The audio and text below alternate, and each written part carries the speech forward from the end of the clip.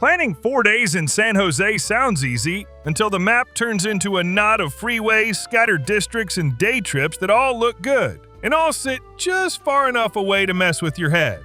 You feel torn between downtown and shiny shopping strips, big-ticket museums, and parking fees, wondering if you're building a smart base or lining up 4 very expensive mistakes. This plan treats San Jose as your base and quietly shows you which corners to chase, which to skip, and when to ditch the car, so 4 days here feel like you mastered the city instead of paying full price for rookie mistakes. Day 1. Screens, plazas, and river paths. You step out of a hotel near Plaza de César Chávez, and the first thing you notice is how much glass and concrete crowds one small patch of trees. Tech offices, hotels, and light rail tracks press around this square named after labor and civil rights leader César Chávez. Before anyone gets restless, you grab a quick breakfast nearby and walk straight to the Tech Interactive on the edge of the plaza, treating opening time as your first real appointment. Adult tickets often land in the high 20s to low 30s, with lower prices for children and occasional discounts. So you check current details and book a slot that matches how early your crew truly moves. Inside the Tech, younger visitors bolt toward robots and touchscreens, while older ones drift to design labs, simulators, and earthquake tables. The danger is not boredom. It's that everyone disappears into different corners and burns out. You fix that with one rule. You pick a meeting point near the entrance, regroup every hour, and tell anyone who has had enough to head out to the plaza for shade, a drink, and a quiet bench instead of trying to yell over exhibit noise. Late morning is for drawing your mental downtown map. The compact San Jose Museum of Art sits across the park. Adult admission usually sits around $10 with discounts for students and children, and the building is small enough that you can see key galleries in under an hour. Anyone who's not excited about art gives pointed toward the playground and fountains in Plaza de César Chávez, or toward a slow stroll along South 1st Street. And you all pick one clear time to meet for lunch. On the map, downtown looks simple. On the ground, long blocks, midday heat, and construction can drain people faster than you expect. Instead of wandering in circles looking for food, you steer everyone to San Pedro Square Market, a cluster of stalls and shared tables a few blocks away. Under one roof, you can cover tacos, pizza, rice bowls, and snacks. Most adults will land around $15 to $20 for a solid lunch, and the noise level means nobody feels guilty about a fussy toddler or a tired grandparent. Afternoon is where you trade screens for air. One path leads along Guadalupe River Park, the green corridor near the arena, and under the highways, where you can watch planes lift out of the nearby airport while walkers and cyclists slide past. Another passes through the Sofa District, short for South of 1st area, a stretch with murals, small galleries, and coffee spots. You skip nightlife. You use Sofa as a way to show that downtown has more going on than office towers and convention centers. Parking is the other stress test on day 1. Downtown garages and lots add up if you move the car every time you change plans. The easy move is to park once near your hotel or near San Pedro Square, expect roughly $15 to $25 for the day, and do the rest on foot or light rail. Valley Transportation Authority trains stop near the plaza and the arena, and using them for 1 or 2 hops can spare you the hottest, most tiring walks without adding one more parking ticket to your pile. As the buildings light up for the evening, you drift back toward the plaza. You grab a simple dinner within walking distance, maybe circling back to the market if everyone is low on energy, or choosing a quieter place on a side street if the group needs calm. When you finally close your hotel door and hear a light rail train rumble by, you already hold a rough downtown map in your head and know which blocks you can cross tomorrow without opening a navigation app. Day 2. Kelley Park Cluster and Japantown Evening. Day 2 is where planning either saves you or breaks you. Kelley Park on the southeast side looks like one big green blob. But inside that blob sit a children's zoo, a small amusement area, an outdoor history museum, and a Japanese garden. Trying to do Kelley Park as one giant stop is how people end up exhausted by mid-afternoon.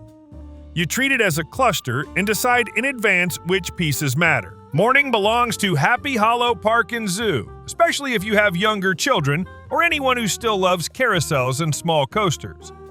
The park mixes animal enclosures with kid-scale rides, which means adults do most of the steps and stroller pushes. General admission for adults often sits in the high teens with a slight drop for children, so you check the calendar for special hours, closures, or event days before you leave the hotel. The two big mistakes are arriving in the hottest part of the day and saying yes to every single ride. You avoid both by starting with the animal areas and one or two priority rides, then calling a clear end before late morning. From there, you slide deeper into Kelley Park toward History Park, where more than a dozen historic buildings line streets that mimic a small, early 20th century town. A print shop, a firehouse, and relocated homes from around the valley sit along the main avenues. Entry rules vary by event and day, but many times you can wander the streets for free or for a modest suggested donation. To keep everyone engaged, especially people who think they are not history fans, you turn it into a game. One person looks for the oldest date on a sign. Another collects photos of painted logos. Another counts how many times the word valley appears on plaques. Next comes a reset. The Japanese Friendship Garden, built to honor the sister city link between San Jose and Okayama in Japan, gives you curved paths, koi ponds, and bridges that are made for slow walking, not speed laps. Admission is usually a small fee. Sun on exposed paths and tired legs are the only real hazards, so you bring water and hats and treat this as the quiet middle of the day. Younger visitors can count fish or turtles while older relatives sit on a bench and decide what they want from the afternoon. Lunch on a Kelley Park day works best when it's simple and nearby. You either pull out sandwiches at one of the park tables or drive a short way to casual spots along Story Road or nearby corridors. Plan around $15 per adult for tacos, rice bowls, or a plate from a quick service place. Chasing a famous restaurant across town trades all your saved energy for car time and hungry complaints. The second half of the day depends on how your group handled the morning. If people still have energy, you might loop back to a small playground, revisit one building you rushed in History Park, or let children burn off sugar while adults sit in the shade. If everyone is fading, you drive back to your hotel, pull curtains, and treat rest as part of the plan instead of a sign of failure. When the sun drops, you turn north instead of east and head for Japantown. This neighborhood is one of only 3 historic Japantowns left in the United States. Jackson Street holds murals, low-rise buildings, and a tight run of shops and restaurants. You park once, walk the core blocks, and let people slip into stationery stores, grocery markets, or bakeries that catch their eye. Dinner can be as straightforward as ramen, curry, or a bento set. Most adults will land in the $15 to $20 range before dessert. You finish the night under paper lanterns and neon signs, comparing photos of shop windows instead of talking about how hard the day felt. Day 3. Roses, old stories, and retail choices. By day 3, you've seen plazas and park clusters. Now you tilt toward gardens, old objects, and the parts of San Jose that look more like a city of houses than a wall of offices. You start in the Rose Garden neighborhood west of downtown, where the San Jose Municipal Rose Garden sits like a grid of color in the middle of quiet streets. City information notes that the garden covers about 5.5 acres and holds more than 3,500 rose shrubs across nearly 200 varieties. You can turn even a short walk into a scavenger hunt for names and colors. Early morning is best for cooler air and softer light. Straight rows of plants become a maze for younger travelers, and anyone with a camera gets a new favorite place. A few blocks away, the Rosicrucian Egyptian Museum shifts the tone from petals to stone. The complex includes galleries and a small park with buildings inspired by ancient temples. Adult tickets often sit around $12, with lower prices for children and students, so you check current hours and pick a window that matches your pace. The real risk here is trying to read every label. Instead, you choose 1 or 2 sections that fit your group, such as mummies or temple models, and then set a bench in the courtyard as the meeting point so anyone who is done can sit by the fountain and still be easy to find. By late morning, you decide whether this is a museum-heavy day or a one-museum-and-done day. If school-age visitors in your group thrive on hands-on exhibits, you might point the car back toward downtown and add the Children's Discovery Museum of San Jose on Waz Way, where admission for adults and children is usually in the high teens. If that sounds like overload, you skip a second museum and move straight toward food and free time instead. Afternoon shifts you to the retail heart of the valley. Santana Row is the outdoor side with apartments, hotels, and a patterned street grid of shops and restaurants.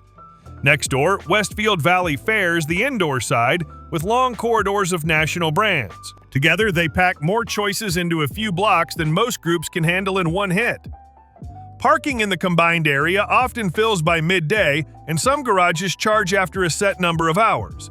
So you aim to arrive before lunch, pick one garage, and treat that ticket as your only parking decision for the rest of the visit. Lunch on day 3 should be straightforward. You pick a cafe or casual restaurant that can handle mixed tastes, maybe a spot that serves rice bowls, salads, and burgers on one menu, and expect to spend around $20 to $25 per adult, including a drink. Decision fatigue is the hidden problem here, so you walk one slow loop together first, let everyone mark menus and shop windows they care about, then release people for a focused hour with a firm meeting time at a fountain or other clear landmark. Not everyone loves shopping streets. If a few people in your group would rather touch dirt than door handles, you split the afternoon. One adult stays with the shoppers at Santana Row and Valley Fair. Another drives east toward Alum Rock Park in the foothills, where day-use parking usually runs in the single digits, and lower elevation trails give a taste of valley and canyon views without committing to a full mountain hike. Heat and exposed slopes are the main concerns, so you walk earlier in the afternoon. Carry more water than you think you need, and head back to the car before the harshest sun. Where you end the day depends on which branch you picked. A shopping-heavy group might finish with a relaxed dessert on Santana Row while people compare bags. A park-focused group might swing back past the Rose Garden for one last lap while light drops over rows of blossoms. Either way, you go to bed with a picture of San Jose that includes homes, shops, and gardens instead of only office towers and freeway ramps. Day 4. Hills, water, or one more loop. The last full day starts with a simple question at breakfast. Does your group want cool redwood shade, ocean air, or another easy day that never leaves the valley roads behind? The mistake is trying to chase all three. You pick one mood and let it shape the whole day. If talk at the table keeps coming back to giant trees, you drive over the hill to Henry Cowell Redwood State Park near Felton. In normal traffic, the trip from central San Jose often takes 40 to 60 minutes. Day-use parking usually costs around $10. Once you arrive, you aim everyone at the Redwood Grove Loop Trail, a flat circle where some trees tower well over 200 feet and trunks are wide enough that a small group can barely link hands around them. Stories about hollow trunks that once held dance floors or even parked cars float through guidebooks. So you tell the kids there is at least one tree ahead that looks like a doorway, and watch them race every time the path bends. Roots underfoot, uneven dirt, and clusters of people near the largest trees are the only real frictions here. You slow the pace, let children lead for a while, and step aside whenever a narrow section feels jammed. When the loop ends, you have a choice. You can claim a picnic table close to the parking area, or roll into nearby Felton or Santa Cruz for lunch, planning around $15 to $20 per adult in a simple cafe or sandwich shop. However you handle it, you want people fed before the road bends back toward the valley. If ocean air wins the breakfast vote instead, you stay on the highway until you hit Santa Cruz. Depending on traffic, the drive can run 45 to 70 minutes. At the water, the Santa Cruz Beach Boardwalk runs along the sand with classic rides and games, and the wharf and nearby streets hold food stands and shops. The boardwalk dates to the early 1900s and is often listed as one of the oldest seaside amusement parks in the United States, which gives Ride Day a little extra history. All-day wristbands usually land somewhere between the high 30s and mid-70s dollars depending on season and bundle, so you decide in advance whether you're here for a full ride day or just a few highlights. Parking near the boardwalk is usually paid and can run into the low or mid-teens for the day. Sun and time need as much planning as tickets. The water can feel cold even when the sand is hot, and it is easy to spend the strongest hours of sun on open beach with no shade. You stay ahead by packing solid sunscreen, hats, and extra layers, and by planning the brightest stretch of the day inside an arcade, cafe, or shaded pier instead of in direct sun. When you finally point the car back towards San Jose, you either leave before the main wave of traffic or accept that the highway will be slow and keep snacks and water where people can reach them. If everyone groans at the idea of more freeway time, you stay inside the valley and turn day 4 into a bonus loop. You might finally tour the Winchester Mystery House, the sprawling historic home on the west side of the city, famous for maze-like corridors, interior staircases that lead nowhere, and a long story of near-continuous building under owner Sarah Winchester. Adult tour tickets often sit in the mid-$40 range, with lower prices for younger guests, and timed entry is the norm. So you book ahead, arrive 20 minutes early, and give everyone some time afterward to decompress in a nearby cafe or small park. Or you decide that the perfect last day is simply a slower remix of earlier hits. You might walk one more stretch of Guadalupe River Park, circle Plaza de César Chávez, and let everyone claim a final favorite meal at San Pedro Square Market. If parks turned out to be the star of the trip, you might instead stage a half day at Kelley Park or the Rose Garden, and then ride VTA Light Rail or Caltrain from Diridon Station just for the pleasure of watching the valley slide past the window without anyone touching a steering wheel. However you spend this last day, it feels different because it is chosen rather than squeezed in, which is a good sign that you got the overall shape of the trip right. By the time you check out, San Jose stops feeling like a blur of freeway signs and glass offices and starts feeling like a puzzle you already solved once. You know which freeways you ignore unless you have a very good reason, which garages are worth paying for, and which tickets you only book early in the day.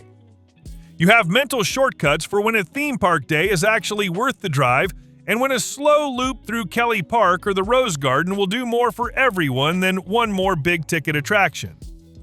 So when a cheap fare pops up or a long weekend opens on your calendar, you can grab it, drop this plan on top, and land in the city moving like you live there.